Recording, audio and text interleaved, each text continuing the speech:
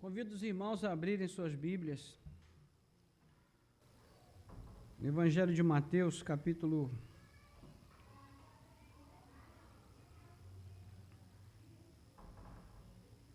23.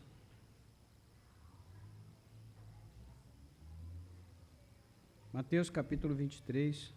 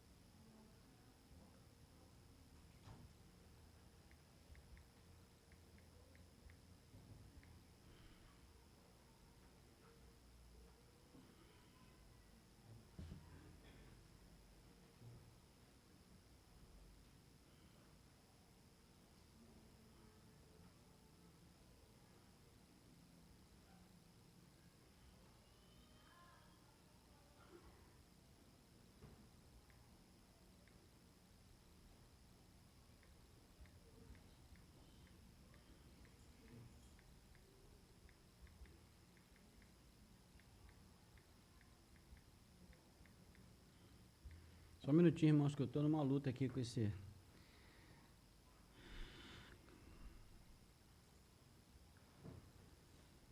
Não estou conseguindo acessar aqui o arquivo, mas já vou resolver. Espero.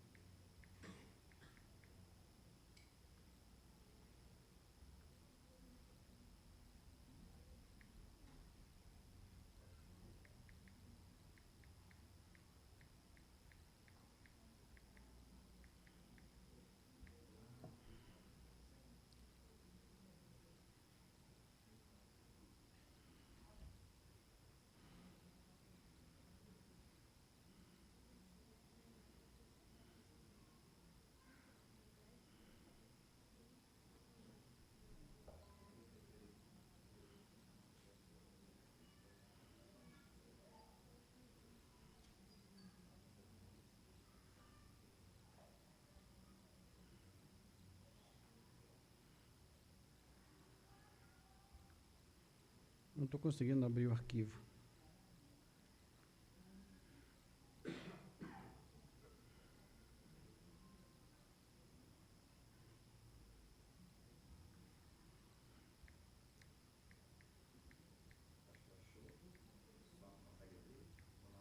Não estou conseguindo abrir.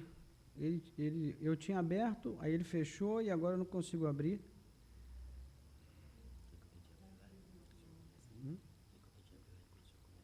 Não, eu não, sem o arquivo eu não posso, não tenho como.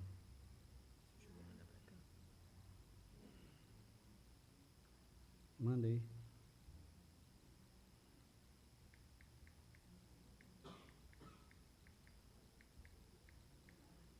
Última tentativa, irmãos.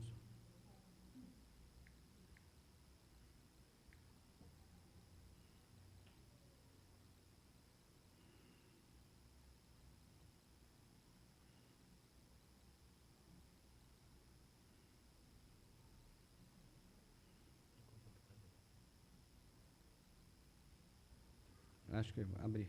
Acho que eu consegui agora. Não era bem esse que eu queria, mas esse aqui vai servir. Mateus capítulo 23. Nós vamos ler do versículo 13 ao 39.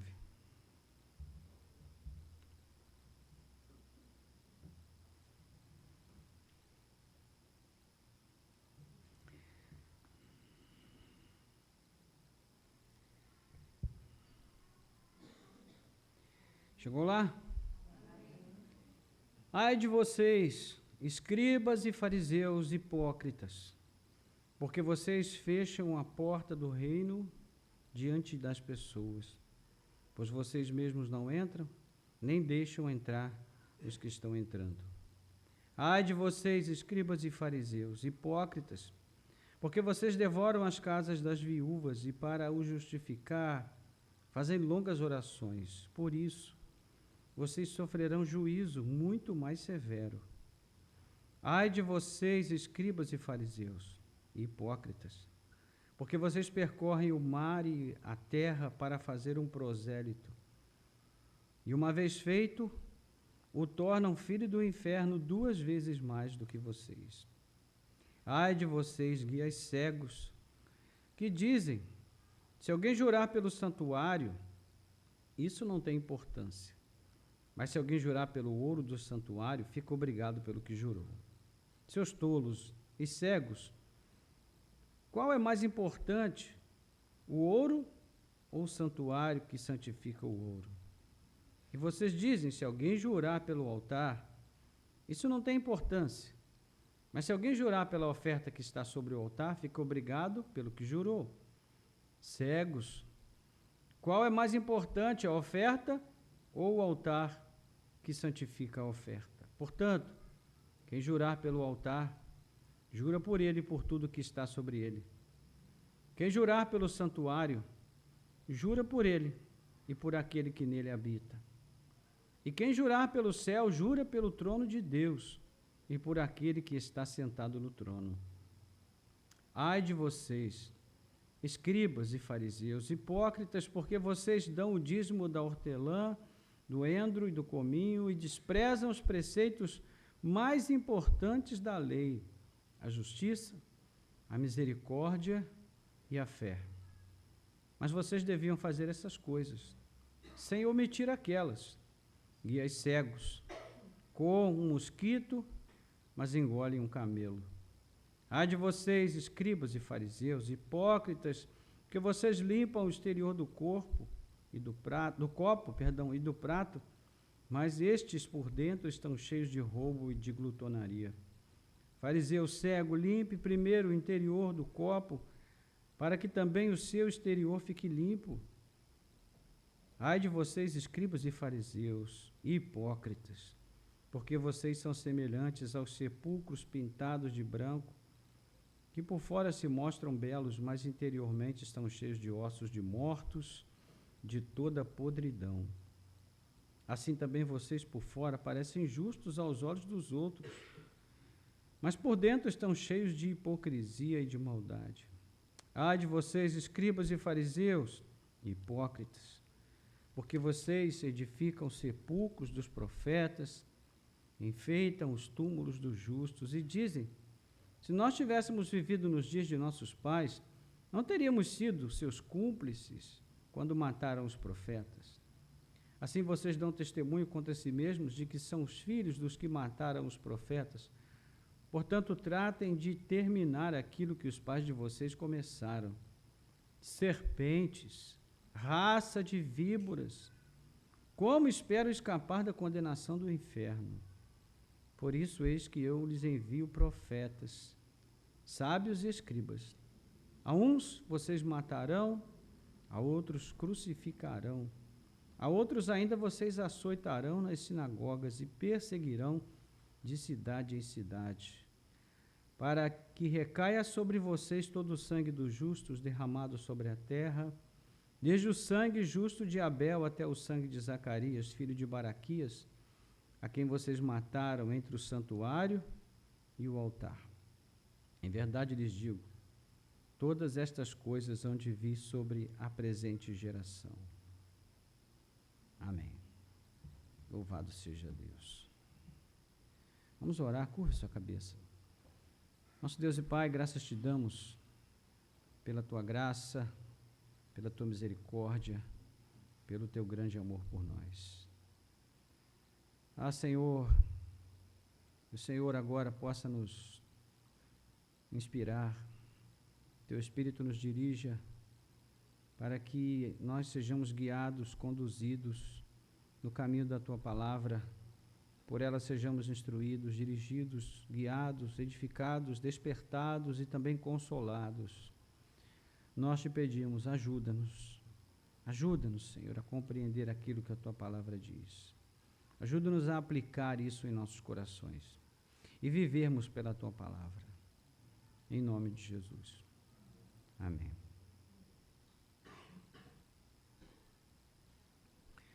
Irmãos,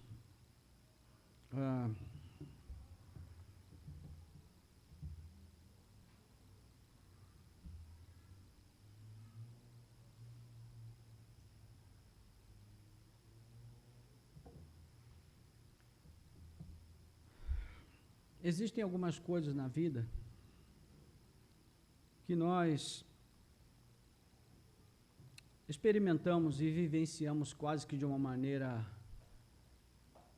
acidental, ocasional. Porque, lamentavelmente, a nossa cultura não é marcada por uma referência, por um referencial moral e ético que nos faça viver de um modo responsável em relação ao que fazemos, a como agimos, ao que dizemos, a quem dizemos, o que falamos, a quem falamos. Então, o brasileiro não é muito de refletir. Nós somos um povo apaixonado, nós somos movidos por paixões. Não é à toa que futebol é um dos esportes mais populares no nosso país, porque o futebol é um esporte de paixão, de emoção. E boa parte das decisões e escolhas que nós tomamos e fazemos na vida são baseados em emoções, em paixões, em sentimentos, não é? Então, para nós não importa muito se uma determinada resolução está certa ou errada. O que importa para nós é como nós nos sentimos em relação a essa resolução. Então, vou dar um exemplo aqui para ficar mais prático e mais simples de compreender. Não é? Se a gente chega, por exemplo, num ambiente e naquele ambiente está escrito proibido entrar com roupa de banho, né? O brasileiro, ele não pensa se a proibição é justa ou injusta, se ela é certa ou errada. Ele pensa no que ele sente. Então, se ele não se sente bem com aquela proibição, ele diz que ela está errada, que aquilo é uma bobeira. É um legalismo, está errado. Por quê? Porque ele não se sentiu bem com aquela resolução. Ele não pensou no mérito da resolução em si. Não é? Então, essas coisas, irmãos, elas se manifestam na nossa vida o tempo todo, o dia todo, todos os dias, e a gente nem se dá conta disso. Então, por exemplo, Ainda essa semana nós fomos fazer uma visita e a dona da casa nos ofereceu refrigerante. E a gente não toma refrigerante, nem eu nem minha esposa. Mas a gente fica constrangido de dizer que não toma refrigerante, porque na maioria das vezes que a gente fala isso, as pessoas julgam isso como um preciosismo. Entende? Você sabe que é preciosismo, né? Também costuma ser chamado de frescura. As pessoas dizem, isso daí é frescura. Por quê? Porque a pessoa gosta de refrigerante.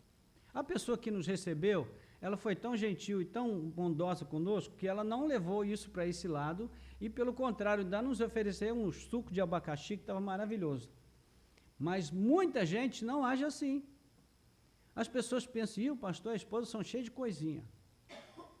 Por quê? Porque se você toma refrigerante e alguém diz para você que não toma, você acha que isso é uma bobeira.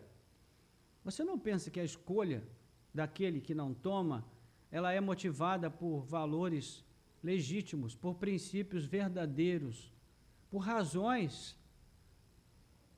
E é fruto de uma reflexão, não é uma bobeira, não é uma frescura, é uma escolha que a pessoa tem o direito de fazer.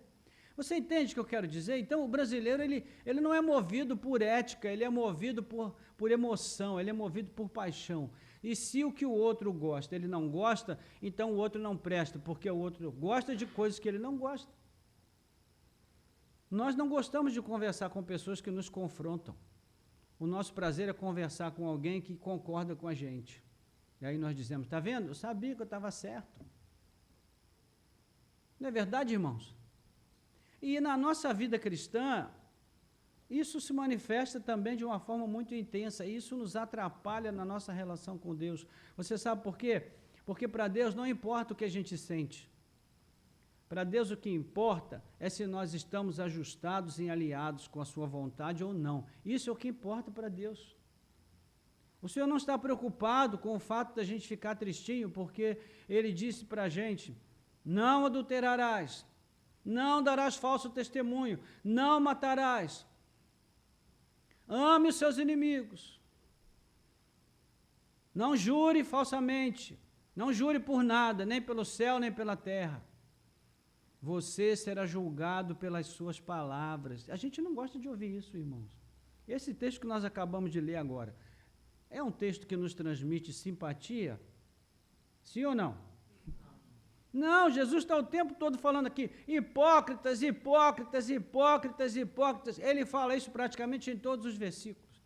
E quando ele não fala hipócritas, ele fala raça de víboras, serpentes.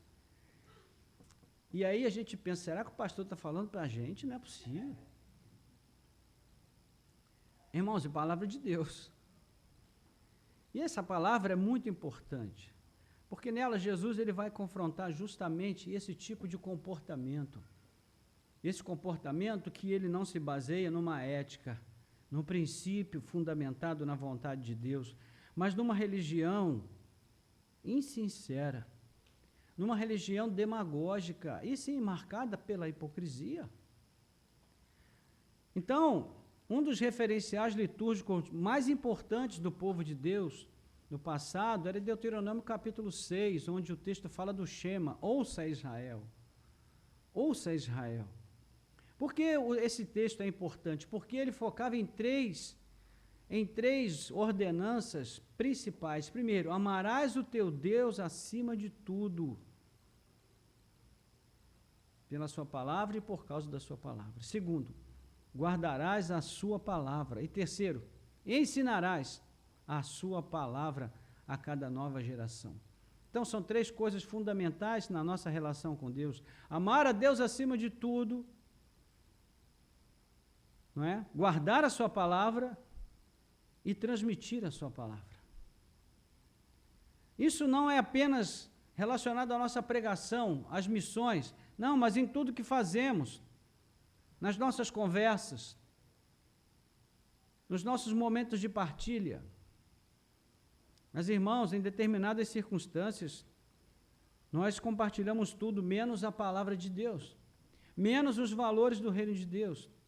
Então, essas ordenanças de Deuteronômio deveriam ser levadas a sério, E é com base nisso que Jesus chama os seus ouvintes ali de hipócritas, de falsos, de mentirosos, porque eles criaram uma religião de aparência, uma falsa religiosidade. Então Jesus diz que eles fecham a porta do reino de Deus, no versículo 13, onde nós começamos, ele diz: ai de vós ou de vocês, escribas e fariseus hipócritas, porque vocês fecham o reino dos céus diante das pessoas, vocês nem entram e não deixam os outros entrarem. Nós vamos ver aqui que existem 7 sentenças presentes nessa sessão e todas elas levam o termo hipócritas. Essa é a acusação mais usada por Jesus contra os líderes religiosos dos seus dias. Porque para Jesus, embora eles tivessem algum conhecimento da lei de Moisés, eles eram falsos devotos. Porque a sua religião não se baseava na palavra de Deus, mas num conjunto inumerável de regras criadas por eles mesmos. Eles fingiam ser piedosos espirituais, mas no fundo eles apenas tinham uma aparência para manipular o povo e alcançar objetivos pessoais. Então, Jesus está dizendo aqui que eles estão fechando a porta do reino na cara das pessoas, né? O que é essa porta do reino? A porta do reino é a revelação da palavra, que no passado veio através da lei e dos profetas, mas na plenitude dos tempos veio por meio de Cristo. Em João capítulo 10, versículos 7 a 9, ele chama a si mesmo de porta, ele é a porta do reino. E no contexto específico aqui da nossa passagem, a porta do reino é Jesus. E os religiosos dos seus dias, eles estão fechando a porta do reino, o acesso a Cristo, ao evangelho que Cristo veio revelar, por meio de uma religião falsa, de um testemunho falso.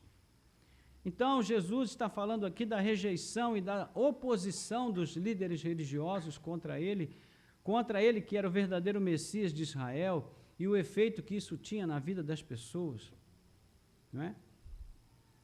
Os fariseus tinham influência sobre as pessoas. E, meus irmãos, isso é uma coisa muito perigosa. E eu digo para você que é uma pessoa muito facilmente influenciada ou influenciável. Tome cuidado com isso.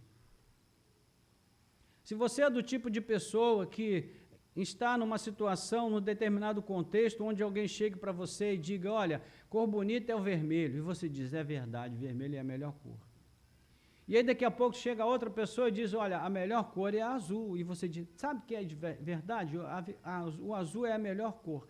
Realmente, você é uma pessoa que não tem opinião própria, cuidado com isso.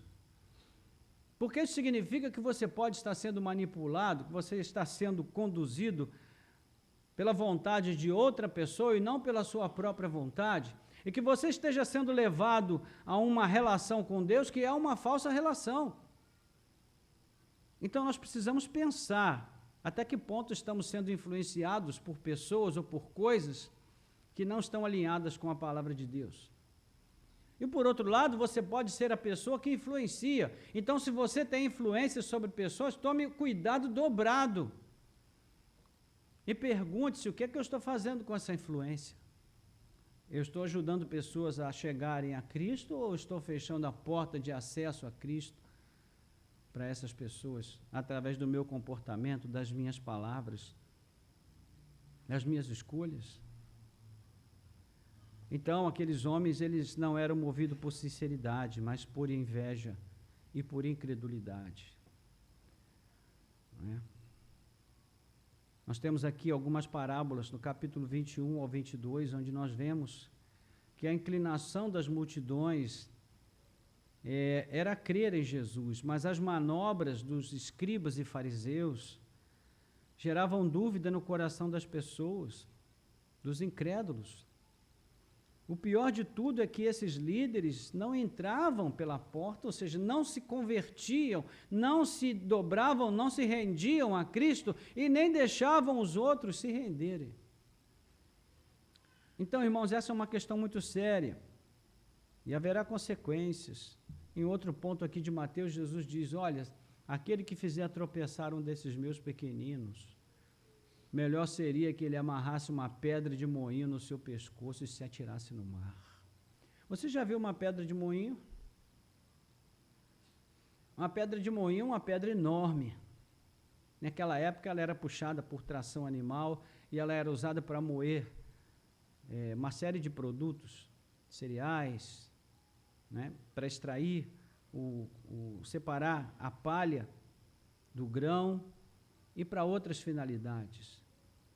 A pedra de moinho não podia ser levantada por um homem só, nem por dois, talvez uns 4 ou 5, dependendo do tamanho da pedra. Então, sim, Jesus escolheu uma ideia muito extrema e radical para nos mostrar as consequências de fazer tropeçar aquele que está procurando encontrar o caminho para Cristo. E nós devemos pensar nisso, irmãos. Até que ponto nós estamos enquadrados aqui nessa questão? Nós estamos sendo desviados porque estamos dando ouvido a quem não devemos, ou nós estamos fazendo desviar alguém porque estamos falando o que não devemos e agindo como não devemos? Isso é importante.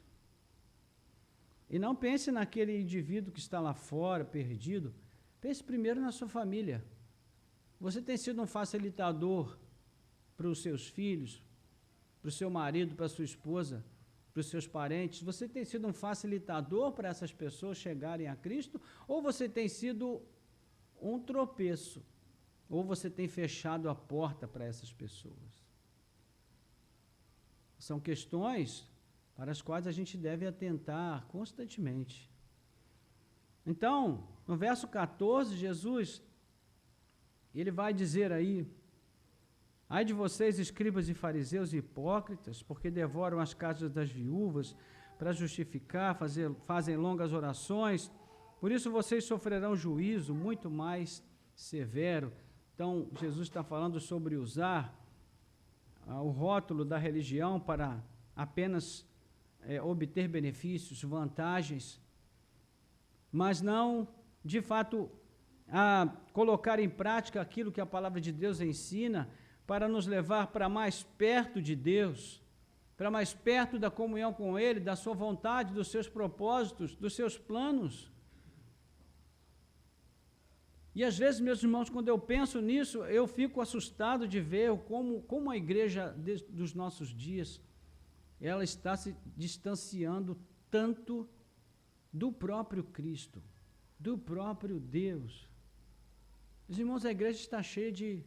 Estou falando da nossa igreja, estou falando da igreja em geral agora. A igreja, de um modo geral, ela está cheia de engano, de mentiras, de maldade, de falsidade, de hipocrisia, como Jesus está dizendo aqui para esses homens. Às vezes você está passando por um momento tão difícil na sua vida e você vai procurar um conforto ali na conversa com um irmão, pedindo oração para ele, e aí ele vem falar para você sobre os seus próprios problemas e não deixa você falar porque ele não tem ouvido, só tem boca. Então fala, não te escuta, não tem ouvidos para ouvir a dor do outro, só pensa na sua própria dor, na sua própria necessidade. Então, que tipo de conduta fecha a porta do reino às pessoas? Jesus vai ressaltar aqui 4 erros principais. E nós vamos ver aqui. Primeiro, quando nós temos o ímpeto correto, mas temos o comportamento errado. Versículo 15. Ai de vocês, hipócritas, porque vocês percorrem o mar, a terra, para fazer um prosélito, mas uma vez feito, tornam filho do inferno 2 vezes mais que vocês. Eu pergunto para você, o que é que te trouxe à igreja? O que é que fez com que você viesse para a igreja? Quem te trouxe para a igreja? E por quê? Quais foram as razões? E por que isso é importante? Porque, irmãos, se nós fomos trazidos para a igreja por motivos errados, nós vamos viver um cristianismo errado a nossa vida inteira dentro da igreja. Há pessoas que foram levadas para dentro da igreja para conseguir um relacionamento, Vai lá na igreja, porque lá tem jovens lá e é maravilhoso. Você vai conseguir arranjar um casamento rápido. Ou então, olha, lá na igreja tem lá uma pessoa, um empresário que pode te ajudar. Vai lá que de repente ele consegue um emprego para você. Aqui, meus irmãos, nós somos uma comunidade pequena, uma igreja muito pequena. E muitas vezes acontece isso. As pessoas vêm para cá procurando uma solução para os seus problemas imediatos. Elas não estão procurando a Cristo nem salvação, elas querem solução para os seus problemas. E elas vêm, frequentam uma vez, 2 vezes, 3 vezes, depois elas vão embora porque elas não encontraram o que elas procuravam. Está entendendo isso? Então, eu quero dizer para os irmãos, às vezes nós temos o ímpeto correto, mas a nossa motivação, os nossos métodos, o que nós temos para oferecer para as pessoas não é aquilo que elas precisam. Os fariseus, os escribas se esforçavam por fazer prosélitos. O prosélito era alguém que pertencia a outra religião, mas era trazido para dentro do judaísmo por uma questão de adesão, e não por conversão propriamente dita. Então, Jesus dizia, vocês fazem isso apenas para torná-lo duplamente filho do inferno, como vocês. Imagina os fariseus ouvindo essa palavra de Jesus. Então, isso quer dizer o quê? Que muitas vezes nós podemos trazer uma pessoa para dentro da igreja e ela vai ficar aqui dentro da igreja pensando que ela está salva, quando ela já está condenada, porque o coração dela não foi transformado. Meus irmãos, o caminho com Cristo começa pela morte. Nós precisamos morrer para a velha criatura, crucificar o velho homem, entende? É fácil a gente cantar, já estou crucificado com Cristo, mas, meus irmãos, subir a cruz não é fácil. É a cruz da renúncia, de abrir mão da nossa vaidade, do nosso orgulho, das coisas mesquinhas e pequenas que nós conservamos durante toda a nossa vida. Então, a primeira coisa que Jesus mostra que nos ajuda, que nos leva a fechar a porta do reino para pessoas, é quando nós temos a boa intenção, o ímpeto correto, mas oferecemos a solução errada para as pessoas. A solução é Cristo. Cristo é a solução. E nada fora de Cristo é solução. As coisas mais importantes da vida, meus irmãos, não são definidas por dinheiro, por bens materiais, pela provisão de uma vida afetiva bem resolvida, porque se não começar com Cristo, não terá um desdobramento satisfatório. Segundo erro que nós cometemos é quando nós queremos guiar pessoas enquanto nós mesmos estamos cegos. Versículos 16 a 22. Jesus fala para eles, vocês são guias cegos. Vocês ainda não enxergaram, como é que vocês querem guiar os outros? Você está entendendo? Meus irmãos, hoje nós vivemos numa sociedade de especialistas, já percebeu isso? Todo mundo virou especialista sobre tudo. As redes sociais estão cheias de especialistas. As pessoas aprendem a fazer um ovo cozido um dia, no outro dia elas começam um canal de culinária. Agora, eu estou aqui para ensinar o pulo do gato para vocês. Antigamente a gente tinha que estudar muito. Nós tínhamos que nos preparar.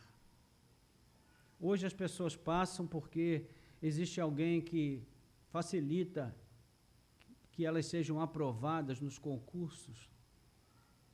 Essa semana mesmo teve aí a situação de uma promotora de justiça que falou uma batatada numa reunião de um conselho tutelar, porque uma pessoa fez uma oração na abertura e ela disse que aquilo feria o Ministério Público. E ela caiu na bobagem de falar em nome do Ministério Público, e os próprios colegas dela caíram em cima dela, dizendo que ela não os representava, porque ela não podia falar o que ela falou, em nome de um ministério público, que ela não representava, mostrando um total desconhecimento da própria Constituição sobre liberdade de expressão, sobre liberdade religiosa. Ou seja, como essa pessoa chegou a ocupar essa posição? Ora, meus irmãos, provavelmente cortou caminho, não é verdade? E não é assim que as coisas acontecem nesse país, irmãos. Você não precisa ter conhecimento. Você só precisa conhecer pessoas certas. É aquele QI, né? O que indica. Se você tiver o que indica, você chega a qualquer lugar nesse país. Cegos guiando cegos. Irmãos, na igreja acontece a mesma coisa. Nós achamos muitas vezes que estamos em posição de aconselhar, que estamos em posição de ajudar pessoas a melhorar na sua caminhada, quando nós mesmos estamos precisando nos converter. E eu falo isso, irmãos, em termos gerais. Isso não serve só para vocês, não. Serve para mim, serve para todos nós. Nós perdemos a capacidade e a humildade de dizer para alguém, olha, sobre isso aí eu não sei. Não tenho o menor conhecimento. A gente precisa recuperar essa capacidade, irmãos. Porque ninguém sabe tudo sobre tudo. Então, muitas vezes, nós agimos como os escribas e fariseus, queremos guiar pessoas quando nós mesmos estamos precisando de quem nos guia. O terceiro erro que nós cometemos, que pode desviar pessoas do caminho para Cristo, é a piedade exterior e o coração vazio ao mesmo tempo, versículos 23 a 28. Ai de vocês, escribas, fariseus hipócritas, porque vocês dão o dízimo da hortelã, do endro, do cominho, desprezam os preceitos mais importantes da lei, a justiça, a misericórdia e a fé. Vocês deviam fazer essas coisas sem omitir aquelas. Vocês coam o mosquito, de novo guias cegos, mas engolem um camelo. O que Jesus está dizendo? Ele está dizendo para eles, Deus não precisa do dinheiro de vocês. Deus não precisa dos seus sacrifícios legalistas. O que o Senhor quer é que vocês se convertam, que vocês vivam a partir dos princípios fundamentais da lei, praticando a justiça de Deus, praticando a misericórdia e vivendo uma vida de comunhão real com o Senhor. É isso que Deus pede, é isso que Ele espera. Então, é o zelo sem entendimento, não é? É a devoção de periferia. E Jesus vai aprofundando isso aqui nos versículos 25 a 28, que é a repetição do verso 15, não é? Vocês limpam o exterior do copo e do prato, mas por dentro estão cheios de roubo e glutonaria. O 27, vocês são semelhantes aos sepulcros pintados de branco, por fora se mostram belos, mas interiormente estão cheios de ossos de mortos e de toda a podridão. Irmãos, Jesus está falando aqui.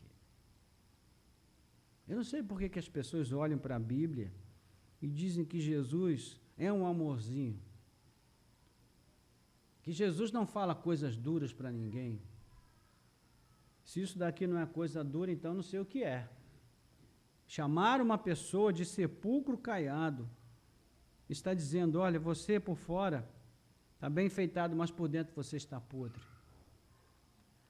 Você já foi a um cemitério, certamente, alguma vez na sua vida? E certamente você já viu aqueles jazigos bonitos que as pessoas mandam fazer, de granito, né? Aquela coisa muito bem ornamentada. Não é bonito por fora? Bem feito. Mas por dentro o que é que tem? Morte. É morte. Então, irmãos, é isso que Jesus está dizendo aqui. Vocês são os campeões do marketing. Tem uma aparência de religião extraordinária, mas no coração de vocês, vocês são sepulcros pintados de cal. E quando eu olho para dentro de mim, então eu preciso olhar com esses olhos e perguntar o que eu vejo quando eu olho para dentro de mim. O que é que eu vejo? Vejo sinceridade. Eu vejo uma espiritualidade viva, voltada para Deus, que ainda que seja imperfeita, procura praticar a justiça do reino, procura ser misericordioso, compassivo, procura viver uma vida de comunhão real com o Senhor. Ou seja, inquietações que Jesus coloca no nosso coração. Depois Jesus fala de uma coisa muito grave também nesse contexto, que é quando essa impiedade é transmitida de pai para filho, versículos 29 a 36. Ai de vocês, porque vocês edificam os sepulcros dos profetas, enfeitam os túmulos dos justos e dizem, se nós tivéssemos vivido nos dias de nossos pais, não teríamos sido os seus cúmplices quando mataram os profetas. Então Jesus está falando que aquela geração lá do passado, que perseguiu os profetas, que matou os profetas, ela está sendo reproduzida nessa geração dos seus dias. Os filhos estão agindo como os pais agiram. Ou seja, a falsa religião é transmitida de geração a geração. Eu não sei se você já teve essa experiência de conhecer situações desse tipo, onde você percebe que gerações de pessoas estão vivendo uma fé enganada, iludida, equivocada. Mas o importante aqui é nos perguntarmos o que nós estamos transmitindo para a geração que ficará depois de nós. Que tipo de fé nós estamos transmitindo para os nossos filhos, para os nossos netos? O que é que nós vamos deixar para eles quando nós nos formos deste mundo, quando você se for, quando eu me for deste mundo? O que os nossos filhos e netos dirão a nosso respeito? Será que eles dirão, meu pai, meu avô, era um homem de Deus, e eu me inspirei nele? Ou será que ele vai dizer, olha, meu pai tinha um discurso maravilhoso, mas a prática cristã dele deixava muito a desejar? Ou então meu avô ou minha avó, o que dirão? Meus irmãos, a vida cristã é desafiadora, não é? Porque ela não permite que a gente fique na zona de conforto. Ela nos fustiga para que a gente viva uma verdade. E essa verdade não é para vocês, essa verdade é verdade para mim. Eu é que preciso saber se a fé que eu estou conservando e cultivando com Cristo é verdadeira, é real ou é apenas uma casca. Uma das maiores preocupações que eu tenho é me tornar um teórico da religião. Conhecer bem a receita, mas não ser capaz de transformar aquilo em algo prático, verdadeiro para mim mesmo. Você entende? Porque, meus irmãos, é isso que vai contar no final. No último dia, é isso que vai contar. Porque os olhos de Cristo são penetrantes. Eles vão muito além da casca. Eles vão no âmago, lá no íntimo de cada um de nós. Então, os fariseus hipocritamente diziam, jamais faríamos como os nossos pais. E Jesus vai dizer exatamente o contrário.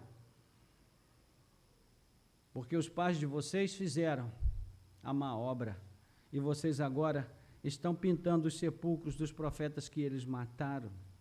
Agora veja o que diz o verso 32. Jesus diz, portanto, tratem de terminar aquilo que os pais de vocês começaram. Jesus está falando do quê? Ele está falando da sua morte, da sua própria perseguição. Ele está dizendo, vão em frente. Façam comigo o que fizeram seus pais com os profetas do passado, vocês vão fazer. Está estabelecido que será feito, porque vocês são como seus pais. Então, meus irmãos, que o Espírito Santo traga discernimento para nós. Que ele traga esclarecimento para as nossas mentes, que ele desperte os nossos corações. E por fim, Jesus mostra a parte mais triste de tudo isso, que é o que poderia ter sido e o que é de fato. Versículos 37 a 39, onde ele vai dizer aí: Jerusalém, Jerusalém, você que mata os profetas e apedreja os que lhes são enviados. Quantas vezes eu quis reunir os seus filhos como a galinha junta os seus pintinhos debaixo das asas, mas vocês não quiseram. Eis que a casa de vocês ficará deserta. Pois eu lhes afirmo que desde agora não me verão mais, até que venham a dizer: bendito o que vem em nome do Senhor. Meus irmãos, esse é um lamento muito triste no Novo Testamento. Muito triste. Jesus está às lágrimas aqui, olhando para Jerusalém e dizendo: poxa, como podia ser diferente? Como podia ser maravilhoso? Como poderia ter sido extraordinário? Mas não é. Então ele vai utilizar mais uma vez a repetição, né, nesse vocativo: Jerusalém, Jerusalém. É chamar a atenção para o que ele vai dizer em seguida, não é? E o que ele faz é trazer um alerta, soar um alarme a respeito do que Jerusalém poderia ter sido se tivesse recebido o seu Messias. Não é? Jerusalém, que representava o centro do plano salvífico revelado desde o passado distante, a cidade santa, Sião, a cidade amada, o lugar onde deveria ter permanecido o trono de Deus na terra, o templo. Jerusalém, que num primeiro momento recebeu com festa o cântico do Messias verdadeiro, mas que dentro de poucos dias o expulsaria para morrer fora dos muros. Crucifica-o, crucifica-o, e trocaria o seu Messias por um ladrão, por um bandido.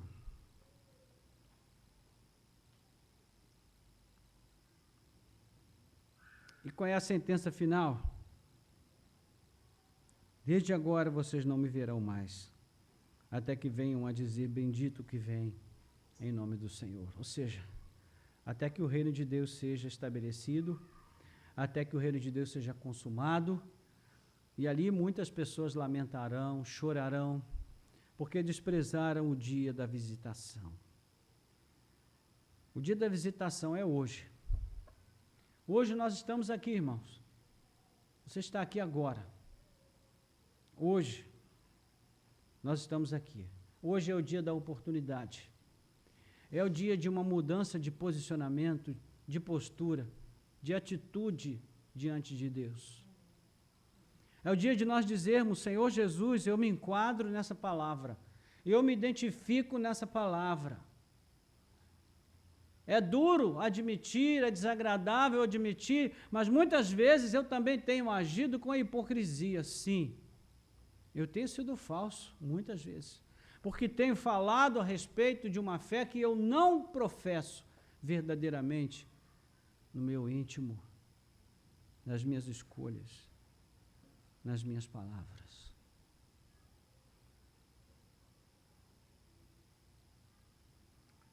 Meus irmãos, a igreja deveria ser um lugar de amor. A igreja deveria ser um lugar de acolhimento, de cuidado, onde as pessoas chegam arrebentadas, machucadas, maltratadas e recebem cura, recebem cuidados, recebem aceitação, recebem graça, misericórdia. A igreja deveria ser assim, a casa da misericórdia.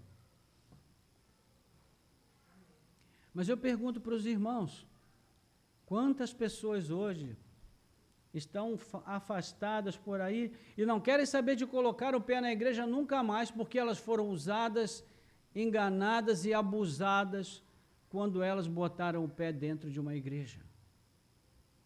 Quantas pessoas? Nós estamos aqui entrando no mérito de se essas pessoas, elas têm razão de terem levado a coisa por esse lado, se afastado ou não. Não, a questão não é essa. A questão é por que a igreja age dessa maneira tão repulsiva, tão perversa, tão má, tão cruel, quando nós deveríamos ser um espaço de misericórdia e compaixão. Meus irmãos, a igreja deveria ser um lugar de verdade. Verdade. onde a verdade prevalece.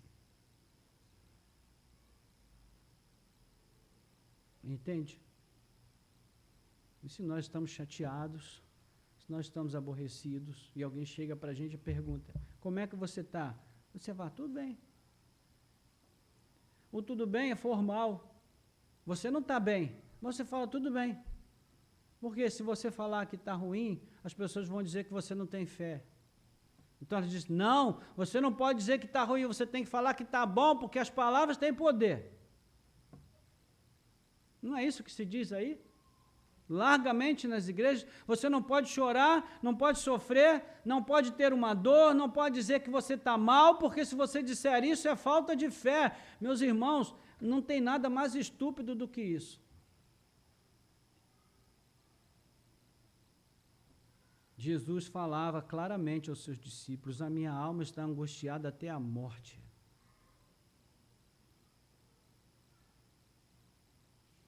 Mas a gente acha que nós temos que dar confissão, fazer confissão positiva, que não tem nada a ver com a fé cristã. A gente está chateado um com o outro, mas quando a gente chega e conversa, não se toca nenhum assunto que seja espinhoso. Seguimos. E depois, quando saímos na porta, falamos para alguém que está do nosso lado, é aquele irmão que estava conversando comigo, eu gosto dele, mas ele fez isso, falou aquilo e disse aquilo, e aí a pessoa pergunta, você falou com ele? Não, eu falei, não. Eu só vou orar. Olha só que hipocrisia, só vou orar, meu Deus do céu. Dá vontade de dar uma sapatada na orelha dessa pessoa para ver se ela se desperta. Como é que você vai orar se você não tem a coragem de agir com verdade, com sinceridade, com a própria pessoa com quem você tem mágoa e ressentimento? Pelo amor de Deus. Então, meus irmãos, nós chegamos nesse nível de hipocrisia. Não podemos condenar os escribas e fariseus, meus irmãos, porque nós não estamos muito longe disso. Então, precisamos buscar em Deus um lugar de arrependimento, de contrição, dizer, Senhor, tem misericórdia, leva-nos para o caminho da verdade.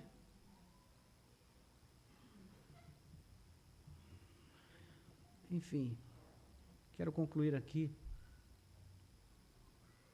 pensando em 2 ou 3 aplicações para nós orarmos. Meus irmãos, Jesus, quando veio a este mundo, ele veio de uma maneira muito explícita. Ele abriu a sua alma, o seu coração, a sua vida. Ele se entregou integralmente num relacionamento conosco. Isso deixou marcas profundas no seu corpo, na sua alma. Nós temos um Salvador marcado pelo amor que ele dedicou a nós. Nós temos um Salvador que foi para a glória, mas mesmo na glória ele tem as suas cicatrizes. Depois que ele ressuscitou, as cicatrizes não sumiram. Ele disse para Tomé, olha aqui, Tomé, coloca a tua mão aqui para você ver que sou eu mesmo. E eu digo para você, não existe como amar sem marcas. O amor deixa marcas. Nós não podemos amar sem sofrer marcas, sem sofrer frustrações, dores, sem sermos frustrados, decepcionados, como a gente costuma dizer muitas vezes.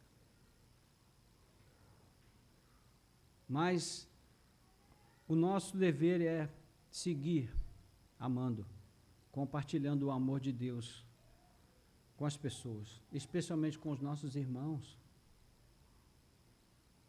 Então, primeira coisa, irmãos, vamos pensar a nosso próprio respeito em relação a isso, vamos fazer um autoexame, uma autoavaliação e olhar para o próprio Cristo e ver como ele se entregou, como ele se deu, como ele se abriu. Ele tomou a nossa natureza, viveu a nossa fragilidade, sem pecado sim, mas ainda assim viveu a nossa fraqueza. Não tenha medo.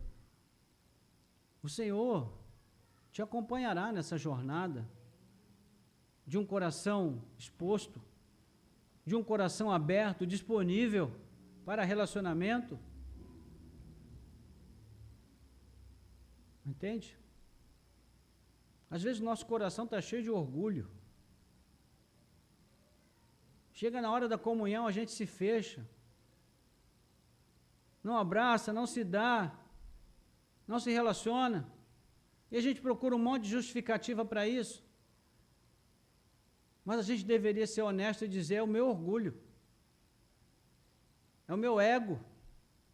É a minha mania de achar que sou melhor do que os outros. Então, irmãos, essa manhã é tempo de lavar roupa suja. E o Senhor está aqui para limpar a nossa roupa. Nós precisamos abrir o coração. Amém? Então, vamos pensar, irmãos, em primeiro lugar, sobre as influências que nós estamos sofrendo. E eu quero dizer para você, em nome de Jesus, se alguém chegar do seu lado na igreja e começar a dizer coisas, falar sobre coisas que não edificam, seja direto com essa pessoa, seja honesto, faça um bem a ela e diz assim, ó, meu irmão, isso não é conversa de crente não, isso não nos convém, não é para nós. Se você quiser falar de alguém, fale bem, mas não fale mal, não comigo, porque aqui você não vai achar bom ouvido. Seja direto. Entende isso? Nós alimentamos muita fofoca, meus irmãos, no nosso meio, muita intriga, muita conversinha fiada. Vamos falar da palavra de Deus.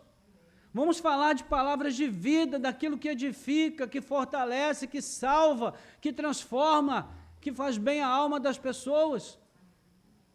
Mas para isso a gente precisa se encher dessa palavra, porque a boca fala do que o coração está cheio. Então, como Jesus disse aqui nesse texto, nosso coração não pode estar cheio de rapina, cheio de maldade, de hipocrisia. Precisamos de limpeza. Precisamos que o Senhor nos lave e nos purifique. Então, não deixe que as más influências prevaleçam sobre a sua vida. Abra mão desse tipo de relacionamento, se for o caso. Repreenda com a autoridade da palavra de Deus. Seja honesto. Em segundo lugar, se você tem sido uma influência sobre as vidas das pessoas, pense muito bem o que você está fazendo com essa influência. Porque se você fizer tropeçar um dos menores filhos de Deus, é melhor você arranjar logo uma pedra de moinho, já preparar uma corda, porque o que te vai restar vai ser isso. E aqui é bom que tem muita água, né, irmãos? Você pode se atirar aqui em muitos lugares, em muitas pedras aqui, você pode amarrar a pedra e pular, porque aqui tem oportunidade de sobra. Porque não vai te restar nada de bom. É isso que a palavra de Deus está dizendo. E por fim, irmãos, num contexto de igreja, vamos pensar, que tipo de igreja nós estamos sendo? Nós estamos sendo uma igreja que facilita o caminho das pessoas a Cristo? Ou estamos colocando pedra de tropeço e fechando a porta do reino para aqueles que querem entrar? São questões que nós precisamos refletir sobre elas. Então eu digo para você, tome cuidado. Não feche a porta do reino para quem quer que seja, porque isso terá consequências muito danosas na sua vida. Vamos orar. Nosso Deus e Pai, graças te damos, ó Deus, pela tua palavra nessa manhã. Te agradecemos, ó Deus, porque é uma palavra desafiadora, que tem um peso enorme para nós, e traz um desafio muito grande, mas é extremamente necessária, Senhor. Porque, Pai, o que está em jogo aqui é a nossa salvação. O que está em jogo aqui é o destino eterno da nossa alma. É o que vamos fazer quando Cristo vier. Se vamos sorrir ou chorar. Se ouviremos, vinde bendito de meu Pai, ou apartai-vos de mim, porque nunca vos conheci. Ó Deus, para que nós não sejamos surpreendidos no futuro, que o Senhor nos ajude a sermos diligentes no presente. sendo honestos, vivendo pela verdade, falando a verdade, expressando o que vai no nosso coração de verdade, não omitindo, não enganando, não iludindo. Que o Senhor permita que nós sejamos atentos e não nos deixemos influenciar por palavras malignas e perversas, muitas vezes até inspiradas pelo diabo, que nos levam a nos afastar da comunhão com o Senhor e com os nossos irmãos. Ajuda-nos também, Senhor, a sermos diligentes com a influência que exercemos sobre a vida de outras pessoas, para não incorrermos no erro dos fariseus e escribas, de fecharmos a porta do reino para essas pessoas. Concede-nos, ó Deus, a tua graça. Ajuda-nos, Senhor, por tua misericórdia e bondade. Permite que nós sejamos despertados nessa manhã, enquanto é tempo de agirmos de uma forma honesta, voltarmos atrás se for necessário, pedirmos perdão, nos consertarmos, mas andarmos no caminho da verdade, da justiça, da misericórdia, da fé, da graça, da honestidade. Que o Senhor nos ajude, Pai, a termos esta preocupação, essa inquietação ética, que nós não vivamos movidos por paixões, por sentimentos, mas pela reta justiça revelada na Tua palavra. Que ela seja nosso guia, nossa condução e a nossa direção. Não queremos vivenciar, ó Deus, uma falsa religiosidade. Não queremos ser teóricos da fé, mas vivermos uma vida de verdadeira comunhão com Cristo Jesus, nosso Senhor.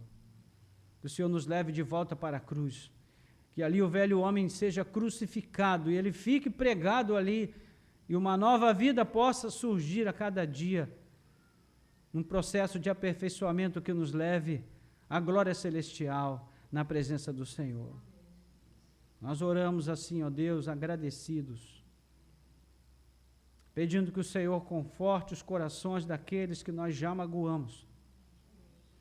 Senhor, não permita que eles se afastem do teu caminho, que o Senhor nos perdoe também por essa atitude, ó Deus, tola, insensata e extremamente arriscada que nós tomamos de ter feito o que fizemos de mal na vida do outro. Ó Senhor, nós te pedimos, Pai, que o Senhor também possa tirar do nosso coração toda a má influência que recebemos e que acolhemos em nossos corações, que o Senhor venha limpar completamente e nos ajudar a começar de novo, Senhor. Nós te pedimos com gratidão, em nome de Jesus. Amém.